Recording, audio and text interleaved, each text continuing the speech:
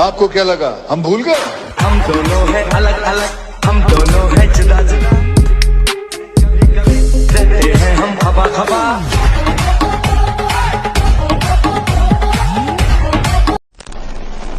Welcome back. তো এই ধরনের ভিডিওগুলো এডিটিং করার জন্য আমাদের একটি এক্সএমএল ফাইল এবং একটি ব্যাকগ্রাউন্ড মিউজিক প্রয়োজন হবে, যেগুলো লিঙ্ক ভিডিও ডেসক্রিপশনে দেওয়া থাকবে। এক্সএমএল ফাইলটা আপনার ভিডিও ডেসক্রিপশন থেকে ডাউনলোড করবেন, করার পর আপনি আপনার ফাইলে যাবেন, অথবা যে ফোল্ডারে ডাউনলোড আছে, অথবা হচ্ছে আপনার যে ব্রাউজার থেকে ডাউনলোড করছেন জাস্ট ওইটাতে যাবেন। যাওয়ার পর এখান থেকে আপনি জাস্ট এক্সএমএল ফাইলটা ইলাইট মোশন অ্যাপ্লিকেশনে ইনপুট করে দেবেন।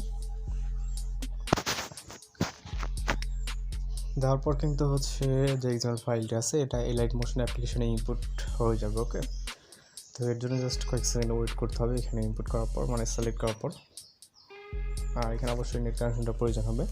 দেন আমরা চলে যাবো হচ্ছে ইলাইট মোশন অ্যাপ্লিকেশন। ফোন থেকে ইলাইট মোশন অ্যাপ্লিকেশনটিকে ওপেন করবেন, তারপর এখান থেকে প্রজেক্ট অপশনে যাবেন। এরপর যেই প্রজেক্টে ইনপুট করছেন ওই প্রজেক্টের উপরে ক্লিক করবেন। ওকে, তো আমরা এখান থেকে প্রজেক্টের উপরে ক্লিক করব, করার পর নিচে চলে যাব।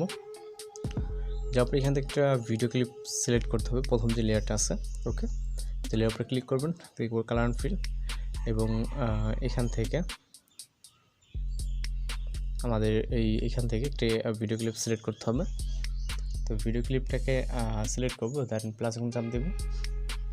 তো এই ভিডিও ক্লিপের লিঙ্কটা ভিডিও ডেসক্রিপশনে প্রোভাইড করা থাকবে, আপনারা এখান থেকে ডাউনলোড করে নেবেন। দেন এই যে ক্লিপটা আছে, এই ক্লিপের শেষের দিকে আমরা অসংখ্য ক্লিপ দেখতে পারবো। লেয়ার, এই লেয়ারে ফটো সেট করতে হবে, এই জন্য লেয়ারের উপরে ক্লিক করবো।